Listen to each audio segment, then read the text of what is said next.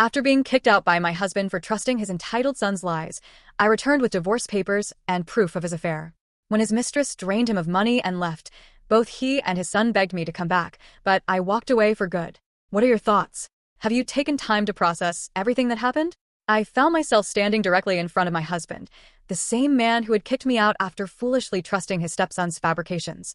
He carried himself with an arrogant demeanor, gazing at me as though he possessed all the answers. I couldn't suppress a chuckle. Process? Absolutely not, I responded steadily, retrieving a folder of documents from my purse. Here, please put your signature on this. I presented him with the dissolution papers along with the legal paperwork my attorney had drafted. He kept his cool while signing without objection until his eyes landed on the additional documents. His face went rigid, his fingers shaking subtly. Next to him, his stepson Jim started to lose his composure. The deceptions they had meticulously crafted were now revealed, and reality was finally exposed. My name is Mary. I'm 52 years old, work in an office, and had only been wed for 12 months. I shared a home with my spouse Brian and his grown son Jim, who maintained full-time employment but wouldn't leave the residence where he was raised. I never legally adopted Jim, so he remained essentially a complete stranger to me. From day one, I wished he would find his own place, but Jim remained stubborn. This belongs to my mother, he declared firmly. She passed away 5 years back, and I refused to abandon the home we once shared. I understood his feelings, having lost my first spouse around the same period Jim's mother died. However, understanding didn't make his resistance any less difficult to endure. My mother cooked better food. Still, I suppose I'll consume this, Jim grumbled one night, poking at the meal I had made with obvious disgust. His disdain was evident. It burdened me daily. If my meals were truly so terrible, why wouldn't he prepare his own food? Exasperated, I approached my husband. Jim obviously dislikes my cooking. What would you suggest I do? Brian gave a shrug. Then quit making food for him. He's not obligated to eat it. The indifference hurt deeply, but I took his suggestion. The following time Jim returned home to find no meal waiting, he lost his temper. Where's my dinner? Since you married my father, cooking for me is also your responsibility. Regardless of my actions, I found myself trapped. Jim's remarks became more vicious, and Brian's unwillingness to step in made me feel utterly isolated. Prior to our marriage, Brian had promised me Jim would relocate shortly. Nevertheless, there we were. Jim displayed no indication of departing. He simply cannot afford to move, Brian insisted. But I understood the truth. Jim had received a considerable inheritance from his deceased mother and wasted nearly all of it on expensive purchases. His outstanding bills accumulated in letters from credit companies scattered throughout his bedroom. He wasn't merely irresponsible with finances. He was blatantly disrespectful toward me. And Brian simply encouraged this behavior to an extreme degree. One afternoon, my daughter Emma brought me her announcement. "Mother, someone proposed to me." Hearing her joy, I felt myself grin. Since my second marriage, positive news had become scarce. Therefore, this represented a moment of complete happiness. "Wonderful," I said enthusiastically. "I'm certain your father above is also celebrating." Thoughts of my deceased husband came flooding back. He had been concerned about our daughter's destiny right until his last breath. I felt confident he would feel relieved seeing her discover love. "I'll bring my fiancé by soon," Emma mentioned, then paused. "But must I introduce him to Brian? He's merely your second spouse. He has no connection to me whatsoever." Her statement was truthful, and I held no resentment toward her. Unlike Jim, she hadn't been adopted by Brian and shared no relationship with him. "Simply acknowledge him politely," I recommended gently. "Nothing more is necessary." When I informed Brian about Emma's engagement, he showed minimal response. His lack of interest stung, though it wasn't unexpected. He had never displayed much concern for Emma. Later, Jim mocked. "Why don't you simply end your marriage with Dad and go stay with your daughter? You likely despise living here with us anyway." Stunned, I searched Brian's face for backup, but predictably, he exited without uttering a single word. Irritated, I fired back at Jim. "Don't you have a romantic partner in your life? Why not get married yourself and give your father some tranquility?" Jim frowned and stormed off without responding. He seldom mentioned relationships, and I questioned whether he had anyone special. The idea of him wedding someone and bringing a spouse into this house terrified me. "Do you believe Jim will remain here even after getting married?" I questioned Brian one evening. "Leave that decision to Jim. I'm indifferent either way," he replied flatly. His apathy enraged me. Eventually, I encountered Emma's fiancé. Brian declined to attend. "I have no interest in that." "Don't include me in the wedding ceremony either," he stated coldly. Emma's fiancé, conversely, was Jim's complete opposite. Mature, compassionate, dependable. He was approximately Jim's age, yet conducted himself with significantly more dignity. You've discovered a wonderful partner, I told Emma, genuinely relieved. In comparison to him, Jim appeared even more pitiful. If circumstances don't improve with your husband and his son, you're always welcome to stay with us, her fiancé offered kindly. His words provided me comfort I hadn't experienced in ages. Upon returning home, Jim welcomed me with scorn. A domestic worker shouldn't arrive late. Father and I are famished. Hearing him label me a domestic worker was painful, but Brian acted as though he hadn't heard. Compared to Emma's fiancé, both Brian and Jim seemed completely worthless. Meanwhile, Brian started vanishing every weekend. I'm assisting a friend whose mother is hospitalized, he claimed. I didn't trust him. When I challenged him, is this friend female? He became flustered and rejected it too hastily. His conduct only strengthened my suspicions. Jim observed the strain and found amusement in it. Father likely regrets wedding an elderly woman like you. Perhaps he wishes he'd chosen someone younger instead. You're going to be betrayed and thrown out. What a shame. His comments hurt because secretly I worried they could be accurate. Why don't you simply surrender on Dad and depart before everything becomes complicated? Jim added with satisfaction. That was the instant I understood. I could no longer endure this existence. I frequently questioned whether Brian planned to substitute me with his lover. Just as I was falling deeper into these worries, Emma telephoned. Mother, I must speak with you. Can you visit? She requested, her tone grave. Concerned, I rushed to her apartment. Her fiancé Jack was present as well. What's wrong? Please don't tell me you're postponing the wedding, I said nervously. They both smiled uncomfortably. Why would we cancel our wedding? This concerns you, not us, Emma clarified. Relieved, I was still surprised by their following disclosure. Jack displayed his phone and inquired, Is this Brian, your husband? Initially, I didn't identify him, but then I spotted the young lady beside him addressing him by his name. After studying the photograph carefully, I confirmed it was definitely Brian, wearing clothing I had seen previously.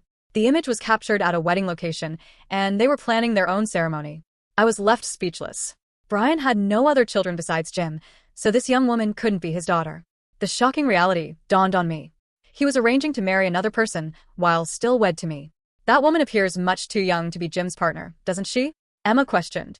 I remembered Brian's recent questionable actions and confessed I've suspected possible infidelity, but I never conceived he'd be involved with someone so youthful. Emma and Jack were astounded. I revealed everything. Brian's secretive conduct, his regular disappearances, and my increasing doubts. Your spouse is terrible. We must investigate properly and ensure he faces consequences, Jack declared decisively. You must divorce him right away, Mother, Emma insisted. I concurred, but understood we required concrete proof initially.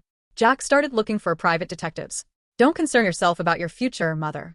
You can reside with us, he assured me. Feeling encouraged, I went home with renewed resolve. Jim acknowledged me as he typically did. Hurry and prepare dinner. Domestic workers shouldn't be outside so late, he said dismissively. His remark stung, but I quietly made dinner. I wouldn't allow him to witness my struggle. Once I obtained evidence of Brian's betrayal, I would depart. If Brian remarried, Jim would need to depend on his new stepmother, and I knew he couldn't mistreat her as he had me. When Brian arrived home, I chose to test him. Will you be present at our daughter's wedding? They're hosting it at an upscale location, I mentioned casually, naming the venue from the photograph. His expression tensed momentarily before he claimed ignorance of the place. That response validated my doubts, but I didn't pursue it further. Then Brian shifted topics. Jim hasn't requested money from you, has he? He's experiencing financial difficulties. I shook my head. Jim had never approached me for funds. He only viewed me as hired help. He's been bothering me despite receiving a substantial amount from his mother. He squandered everything and now seeks my assistance, Brian continued. I thought about the collection notices I had discovered while tidying Jim's bedroom, but remained silent. I couldn't bring myself to trust Brian, not when he was probably cheating. Furthermore, I feared Jim's response if he learned I had found his debts. Domestic worker or not, I haven't heard anything regarding that, I said alternatively. Brian groaned. Can't you speak with him? Tell him to quit wasting money. I was amazed. Jim doesn't heed me. You're his parent. You should address him. But Brian persisted. Don't be so harsh, please. I struggle with difficult discussions. His persistence only increased my disappointment. The following day, he pressed once more. Have you spoken with Jim about the finances yet? What was his response? When I informed him I hadn't, Brian became upset. What are you accomplishing? You need to address him immediately. Tired of his complaints, I decided to concentrate entirely on collecting proof of his affair. Once I possessed it, I would finally escape both Brian and Jim. Hesitantly, I approached Jim. Your father worries about your expenditures. He requested I remind you to be more cautious with money. I attempted to sound impartial, but Jim erupted. Who do you believe you are, domestic worker? It's my money, and I'll use it as I choose. None of your concern. I understood why Brian avoided this discussion. Jim was impossible. Nevertheless, I couldn't help wishing Brian, as his father, would manage it. Instead, he ignored his son's problems and pursued his mistress. Jim stared at me with loathing. I'll have you removed from this house. Just watch. His words hurt, but I reminded myself. Once I had evidence of Brian's unfaithfulness, I would leave on my conditions. Several days later, Emma called. Mother, we have the evidence. Can you join us at a restaurant? My heart dropped. Was it accurate? Had he actually betrayed me? Emma's voice was resolute. Yes. He's been involved with a woman much younger than you. They're even searching for a new residence together. Jack gave me the investigation file containing irrefutable photographs of Brian and his lover.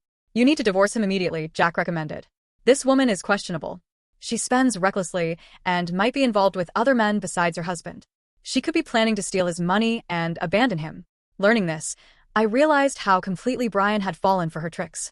They had even toured a wedding venue. She might have already taken money for arrangements too. I knew I needed to move quickly. When I returned home, Brian and Jim were in the family room. Mary, come here. We must discuss something, Brian said sternly. Jim grinned. You've been meeting a younger man, haven't you? Father spotted you at a restaurant with him.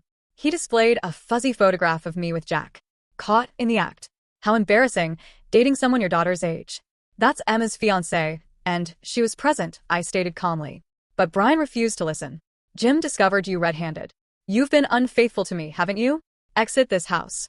We'll divorce and settle money matters later. I nearly laughed at his audacity. Very well, I said. I'll depart. We'll handle divorce and financial matters later. As I moved toward the entrance, Jim yelled, Prepare our dinner before leaving. I'm starving. Even then, all he considered was food. I ignored him and departed, going directly to Emma's home with the investigation file. 3 weeks later, Brian finally reached out to me. Let's meet and settle things at the house. Bring the dissolution documents. On the meeting day, I arrived with Emma, Jack, and our attorney. Brian's complexion paled seeing us. Why didn't you come by yourself? He stuttered. You never specified I must, I responded. The house was already dirty after merely 3 weeks without me.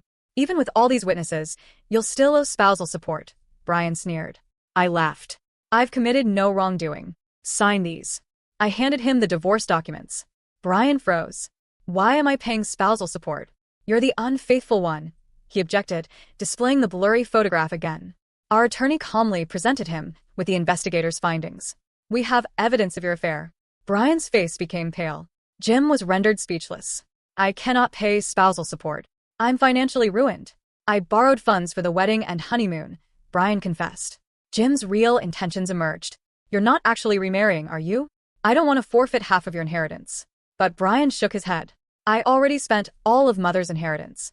Jim crumbled in shock. Father, can you loan me some money? You must have something remaining, right? I'm broke, Brian whispered. I reminded them both. Jim, I discovered debt notices in your bedroom. At your age, asking your mother to clean your room is shameful. Our lawyer presented the spousal support documents, and Brian reluctantly signed them. Jack added, I heard your mistress is spending your money and seeing other men. Brian went pale, desperately attempting to contact her, but she didn't respond. Mary, I apologize. Don't abandon us. Jim pleaded. Father's never home, and I'm exhausted from eating fast food. I shook my head. Ask your father's new spouse. You'll have a young domestic worker soon enough. And with that, I departed for the final time. We proceeded directly to City Hall and filed for divorce. I relocated to stay with Emma and Jack. It was somewhat crowded, but we planned to move to a bigger home shortly. Several weeks later, I learned Brian's mistress had deceived him, disappearing with a substantial amount of money for a wedding that would never occur. He was left with nothing except debt. Jim even contacted me pleading for assistance. Mother, father moved out, and I have no place to go. I'm not your mother, I reminded him coldly. We share no relation, and I've divorced your father. When he continued bothering me, Jack threatened to contact the authorities. That finally frightened him away. Life with Emma and Jack was serene. Soon we received amazing news. Emma was expecting. I was delighted to become a grandmother. For the first time in years, life was finally improving, and I was determined to treasure every moment with my beloved family.